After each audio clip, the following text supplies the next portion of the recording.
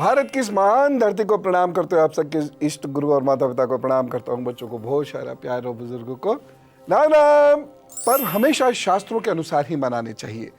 हमने एक बड़ी गलती ये की है कि धर्म के महत्व को या धार्मिक पर्वों के महत्व को बहुत गहराई से समझे बिना उन्हें केवल व्यापारिक या मौज मस्ती के महत्व का बनाकर रख दिया है। इससे समाज में पाखंड और अंधविश्वास भी फैलता है। अब अक्षय तृतीया को ही लीजिए, यह दिन सिर्फ दो बातों के लिए ही जाना जाता है,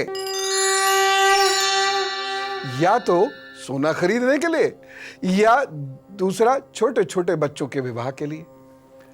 अब यदि ये दोनों काम ना कर सके तो इसका मतलब कोई त्योहार ही नहीं हो सकेगा। यानी छोटे बच्चों का ब्याह ना करें या सोना ना खरीदो तो त्योहार नहीं बनेगा। एक और बात, ऐसी मान्यता है कि इस तिथि को बिना कुंडली बनाए या ग्रह नक्षत्र देखे विवाह कर देना चाहिए। मैं इससे बिल्कुल सहमत नहीं हूं। अक्षय तृतीया बहुत विशेष महत्व का पर्व है। पहले इसे समझिए, उसके बाद फिर किसी चीज में उलझिए। अक्षय तृतीया पृथ्वी की सर्वोत्तम तिथियों में से एक है। इस दिन से ग्रीष्म ऋतु का आगमन होता है, फसलों के पकने की खुशियां मनाई जाती हैं और धर्म की रक्षा हेतु भगवान श्री विष्णु जी के 3 अवतार नर नारायण, परशुराम और हयग्रीव का अवतरण भी इसी अक्षय तृतीया के दिन हुआ था। इसी दिन महाभारत का युद्ध समाप्त हुआ था और द्वापर युग का समापन भी इसी दिन हुआ था। तो अक्षय तृतीया एक अन्य महत्व का त्योहार है। इस त्योहार पे ये एक बड़ी विचित्र सी भ्रांति फैल गई है कि कोई भी काम बिना ग्रह नक्षत्र देखे किए जा सकते हैं, छोटे छोटे बच्चों का विवाह किया जा सकता है और इस दिन सोना अवश्य खरीदना चाहिए। बहुत सारी भ्रांतियां अक्षय तृतीया को लेकर हमारे मनों में है। एक एक करके उसे समझते हैं और जो वास्तव में कार्य इस दिन करना चाहिए वह करने की प्लानिंग करते हैं। इस दिन सुदामा से भगवान श्री कृष्ण मुट्ठी भर चावल प्राप्त करते हैं। इस दिन प्रसिद्ध तीर्थ स्थल बद्री नारायण के कपाट भी खुलते हैं। वृंदावन स्थित श्री बांके बिहारी जी के मंदिर में केवल इस दिन श्री विग्रह के चरणों के दर्शन होते हैं। बाकी पूरे वर्ष वह वस्त्रों से ढके रहते हैं। और अब एक बहुत ही महत्वपूर्ण बात मैं आपको बताता हूं। इस दिन धन कमाने के लिए बहुत सारे लोग सोना खरीद के लाते हैं। यह अक्षय तृतीया खरीदने के लिए नहीं बल्कि दान पुण्य के लिए है। अक्षय से इसका मतलब है ईश्वर तिथि, ईश्वरीय तिथि। चारों युगों सतयुग, त्रेता युग, द्वापर युग और कलयुग में त्रेता युग का आरंभ इसी दिन हुआ था। द्वापर इस दिन पूर्ण हो रहा है। इस दिन दान पुण्य करना है और उस दान पुण्य से आपके पुण्य अक्षय होते हैं। अब इस दिन आपको क्या विशेष करना चाहिए वह मैं आपको बता रहा हूं। देखिए, एक बात मैं आपसे कहना चाहता हूं। कभी कभी त्योहार, पर्व आदि इन नामों से हम कुछ अपेक्षाएं या परंपराएं अपने आप जोड़ लेते हैं और वह शास्त्र सम्मत नहीं होती, लेकिन फिर भी हम अपने आप को उनसे तोड़ना नहीं चाहते क्योंकि डर लगता है कि होय नाराज तो नहीं हो जाएंगे। अरे भैया सोना ना इकट्ठा किया तो ऐसा ना हो पड़ोसी के पास दुगना हो जाए और मैं सही रह जाऊं। डरिए मत। जो शास्त्र कहते हैं उस पर चलते चले जाइए। जिंदगी में कभी नहीं हारेंगे, ये मैं आपको गारंटी से कह रहा हूं। ठीक है, अब सुनिए कुछ खास चीजें।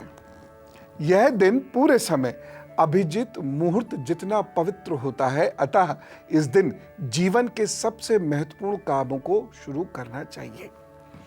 विशेषकर वो लोग जो ईश्वर को प्राप्त करना चाहते हैं, उन्हें इस दिन से अपनी साधनाएं प्रारंभ करना चाहिए। मुझे 25 साल पहले यह रहस्य मालूम था। जी हाँ, इसलिए मैं आपसे इशारे में से कुछ कह रहा हूं, समझ लीजिए इसको। आज दोपहर तक ऐसा संकल्प लेकर अपने इष्ट की साधना प्रारंभ करें कि प्रभु बस मैं तेरी शरण में रहना चाहता हूं, और कुछ मत मांगना। वो चार्टर ऑफ डिमांड्स मत दे देना आप उसको, बस इतना कह दो, उसकी शरण मिल गई तो सब कुछ मिल जाएगा, बाकी तो सब बेकार है, आएगा चला जाएगा। अक्षय तृतीया, कुंभ स्नान या दान पुण्य के साथ पितरों की आत्मा की शांति के लिए आराधना करने का दिन है। बहुत सारे लोग ये पूछते हैं कि पितरों की शांति यदि हम करते हैं तो क्या पितर वास्तव में शांत हो जाते? ना, वो कहां गए, किस रूप में चले गए, अब उनका हमारा कोई वैसा संबंध नहीं रहता, लेकिन ये हमारा कर्तव्य है, और जो लोग इस कर्तव्य को निभाते हैं उनको पितृ ऋण दोष से मुक्ति मिलती चलती है। वो हमें नहीं देख रहे, उनको हमसे अब कोई मतलब नहीं है, वह किस योनि में है, वह कहाँ है, कौन जाने, लेकिन हमारा कर्तव्य है कि हम जिनके वंशज हैं उन्हें प्रमुख तिथियों पे तो कम से कम प्रणाम अवश्य करें, साथ ही साथ हर अमावस्या के दिन भी उनको प्रणाम करें। उनके नाम से हम कुछ दान पुण्य कर लेते हैं, जो व्यक्ति दान करता है वह पुण्य कमाता है। बस ये मेरा कर्तव्य है कि मैं पितरों के को जल दूं, पितरों के लिए दान दूं। पितरों को इससे क्या मतलब? अच्छा भाई, विद्यार्थी सुने, इस दिन विद्यार्थियों को संकल्प लेकर अपना लक्ष्य निर्धारित कर अपने इष्ट के समक्ष लिख के रख देना चाहिए, कुछ दान करना चाहिए, और बिल्कुल ईश्वर को कह दीजिए कि मुझे ये लक्ष्य प्राप्त करना है इन 12 महीनों के अंदर अंदर, अगली अक्षय तृतीया से पूर्व। और फिर आप जुट जाइए अपने कार्य पे, कार्य खाली नहीं जाएगा। हो सकता है थोड़ा कम मिले, थोड़ा लेट मिले, लेकिन 0 बटे सन्नाटा नहीं हो सकता। करके तो देखिए, असल कार्य तो ये है, वो करके देखिए। अच्छा, अब हमारी एक और बात सुनिए। हम तो काम ही ये करते हैं, बात सुनाने का। हम तो 25 साल से यही है, जो सच्चा धर्म है उसी का प्रचार प्रसार करते हैं। और मेरे और आपके राष्ट्र के प्रति क्या कर्तव्य होते हैं, अपने ईश्वर के समाज के प्रति क्या कर्तव्य होते हैं, इसी का प्रचार प्रसार करते हो। हम तो ऐसे ही अवगढ़ा टाइप व्यक्ति आपके भ्रम को, पाखंड और अंधविश्वास को तोड़ने का काम करते हैं। शास्त्र क्या कहता है इस दिन के लिए, सुनिए। इस दिन सोना, हाँ कान हिले होंगे सबके, इस दिन सोना, भूमि, पंखा, जल, सत्तू, जौ, छाता और वस्त्र खरीदने नहीं है, इनका दान करना है। जी हां। और हम क्या करते हैं? अब चूंकि शास्त्र ने क्या कहा ये हमें पता तो है नहीं, हम एक माया के जाल में उलझ जाते हैं कि इस दिन तो भाई सोना खरीदना है। हो सकता है ये कमर्शियल प्रोपेगेंडा हो, इस चीज को उसी तरह प्रमोट कर दिया गया हो, क्योंकि शास्त्र इस दिन दान के लिए कह रहा है, क्योंकि यह अक्षय पुण्य के लिए है, अक्षय धन के लिए नहीं। और अब गुरु मंत्र, अक्षय तृतीया का एक एक क्षण अभिजित मुहूर्त के बराबर पुण्य प्रदान करता है। अभिजित मुहूर्त आप जानते ही होंगे ना, कितना पुण्यकारी होता है। इस बार अक्षय तृतीया के पूजा का मुहूर्त है सुबह 5:53 से 12:19 तक, यानी लगभग 6 घंटे 26 मिनट।